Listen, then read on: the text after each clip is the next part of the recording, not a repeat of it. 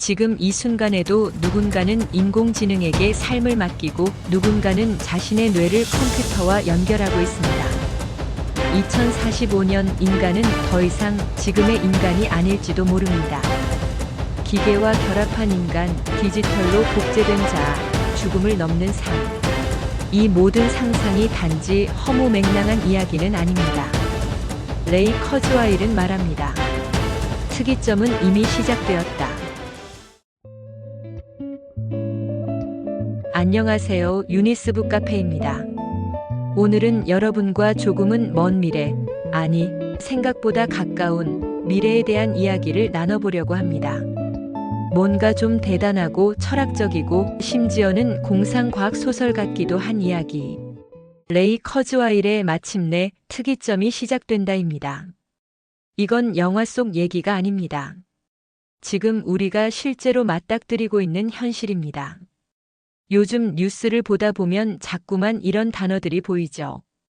인공지능, 자율주행차 유전자 편집, 나노로봇, 뇌컴퓨터 인터페이스.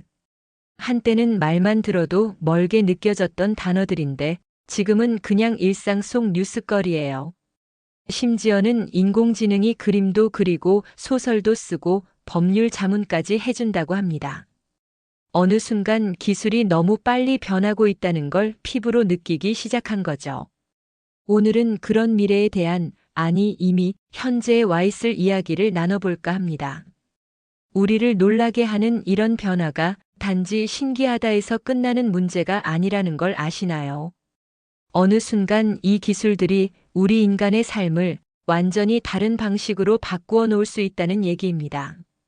말 그대로 지금과는 전혀 다른 세상이 펼쳐지는 겁니다. 바로 그 시점을 특이점이라고 부릅니다. 이 개념을 세상에 널리 알린 사람이 바로 레이 커즈와일이라는 사람인데요. 이분을 한마디로 소개하자면 미래를 예측하는 기술자라고 할 수 있어요. 어릴 때부터 발명이 취미였고 지금은 구글의 기술 총책임자이기도 하죠. 근데 이분이 좀 특이한 점이 있습니다.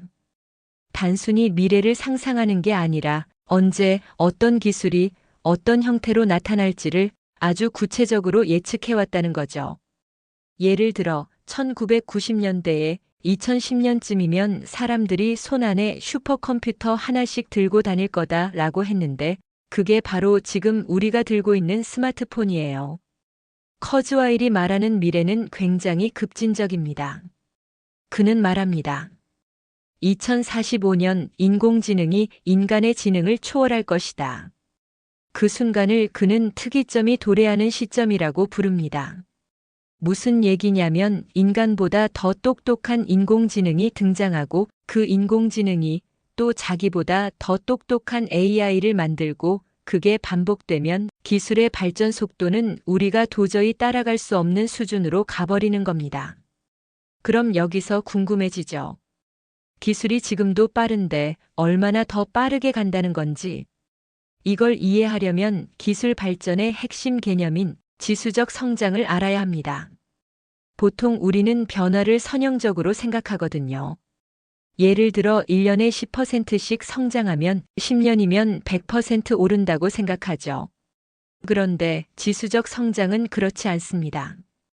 1, 2, 4, 8, 16, 32, 64 이렇게 2배씩 늘어나는 겁니다. 이걸 30번만 반복하면 10억이 넘는 숫자가 나옵니다. 그런데 문제는 대부분 사람들이 이걸 체감하지 못한다는 겁니다. 왜냐하면 초반에는 미미해 보이거든요. 1에서 2, 2에서 4까지는 별 차이 없어 보이잖아요. 그런데 어느 순간부터 어라? 이거 너무 빨리 가는 거 아니야? 하고 놀라게 되는 거예요.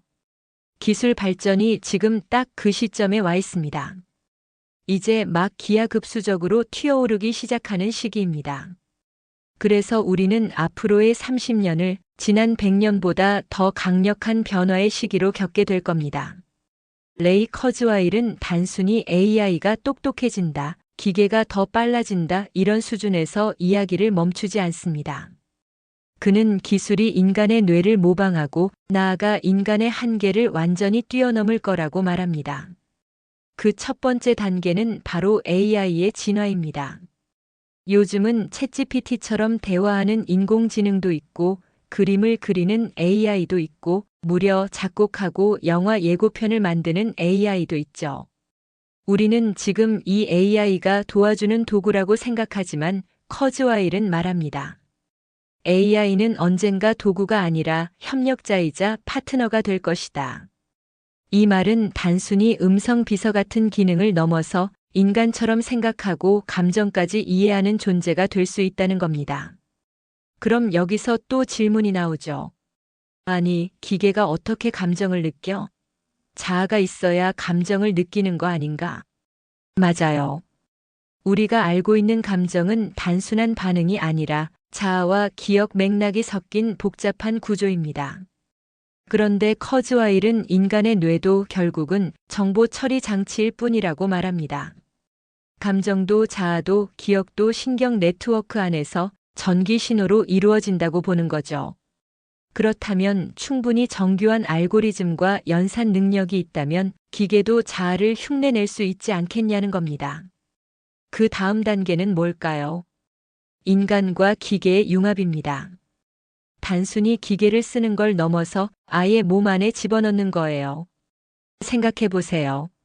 지금 우리는 스마트폰 없이는 일상을 못 살아가죠. 카카오톡 없으면 소통이 안 되고 네이버 없으면 검색이 안 되고. 이건 이미 디지털 기계 의존 상태입니다. 그런데 앞으로는 이걸 직접 뇌에 연결할 수 있다는 겁니다. 뉴럴링크 들어보셨죠?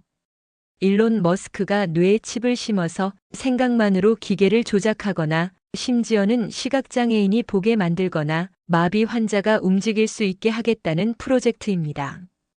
이게 성공하면 어떤 일이 벌어질까요?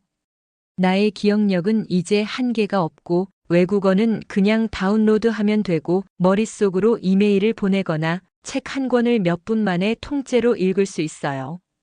여기까지 들으면 솔직히 좀 무섭기도 하고 그게 인간이야? 기계지. 하는 생각이 들 수 있어요. 그런데 커즈와일은 말합니다. 우리는 기술을 통해 더 인간다워질 수도 있다. 고통, 병, 노화, 죽음, 이 모든 걸 기술로 극복할 수 있다면 우리는 오히려 인간의 존엄성을 지키는 쪽으로 갈 수도 있다는 거죠. 인공지능이 인간을 넘어서기 시작하면 우리 삶 전체가 뒤바뀌게 됩니다. 그런데 이 변화는 AI 하나로만 되는 게 아닙니다. 인공지능이 뇌를 대신하고 나노기술이 몸속을 재설계하며 생명공학이 유전자를 편집해 우리 몸 자체를 바꿔버리는 세상이 오는 겁니다. 먼저 나노기술 이야기부터 해보겠습니다. 이건 말 그대로 나노, 아주 작은 단위의 기술입니다. 상상해보세요. 머리카락 굵기의 1만 분의 1 크기, 눈에도 안 보이는 작은 로봇이 우리 몸속을 떠다닌다는 겁니다. 그런 나노로봇이 혈관을 돌아다니면서 암세포를 찾아 제거하고 세포 손상을 복구하고 심지어는 노화된 세포를 되살리는 겁니다. 커즈와일은 이 기술이 발달하면 인간의 몸속은 마치 자동 수리 공장처럼 된다고 말합니다. 질병이 생기면 바로 나노봇이 출동해서 수리하고 문제가 생기기 전에 예방까지 해주는 거죠. 실제로 지금도 실험 단계에서 혈당을 실시간으로 감지하는 나노센서가 암세포만 찾아가 약물을 전달하는 시스템이 개발되고 있습니다. 그리고 생명공학 쪽으로 넘어가 보면 더 놀라운 일이 벌어지고 있습니다. CRISPR이라는 유전자 가위 기술 들어보셨나요? 이 기술은 DNA를 편집하는 것이며 유전적 질병은 물론이고 인간 능력 자체를 향상시킬 수 있다고 합니다. 즉, 유전적으로 근육이 더 잘 붙는 사람, 더 빨리 낫는 사람, 병에 강한 사람이 나올 수 있다는 겁니다. 그리고 장기 재생. 커즈와일은 2030년대 중반이면 3D 프린터로 사람의 간, 심장, 폐 같은 장기를 출력할 수 있다고 보고 있습니다. 당장 지금도 인공 피부와 귀, 혈관은 프린트가 가능하거든요. 이 말은 결국 더 이상 장기 이식 때문에 죽는 사람이 없게 될 수 있다는 뜻입니다. 자, 그러면 이런 기술이 종합적으로 발전하면 어떤 일이 벌어질까요? 바로 노화의 정지, 나아가 노화의 역행이 가능해진다는 겁니다. 커즈와일은 이렇게 말합니다. 2030년대가 되면 사람은 1년 더 살기 위해 기다리는 동안 생명 연장 기술이 1년 이상을 더 살게 해줄 것이다. 즉, 기술이 생명을 연장하는 속도가 인간이 늙는 속도를 넘어선다는 겁니다. 이걸 생명 연장의 수직선 돌파라고 부릅니다. 그럼 죽음을 피할 수 있단 말인가요? 커즈와일은 충분히 가능하다고 말합니다. 그리고 그 방법은 두 가지가 있다고 합니다. 첫 번째 방법은 아까 이야기한 대로 몸을 유지하는 방법입니다. 나노봇, 생명공학, 유전자 편집, 장기 재생 등으로 몸 자체를 계속 젊게 유지하는 것입니다. 건강검진이 아니라 자동 수리 시스템을 내장하게 되는 셈이죠. 우리는 매년 나노봇을 갱신하고 손상된 부위를 자동으로 회복시키는 시스템을 돌리면서 죽음을 피할 수 있습니다. 하지만 그보다 더 급진적인 방법이 있습니다. 바로 디지털 자아의 복제입니다. 이 개념은 조금 어려울 수 있어요. 우리가 가진 기억, 성격, 취향, 습관. 이걸 전부 뇌에서 디지털화해서 컴퓨터에 저장하는 겁니다.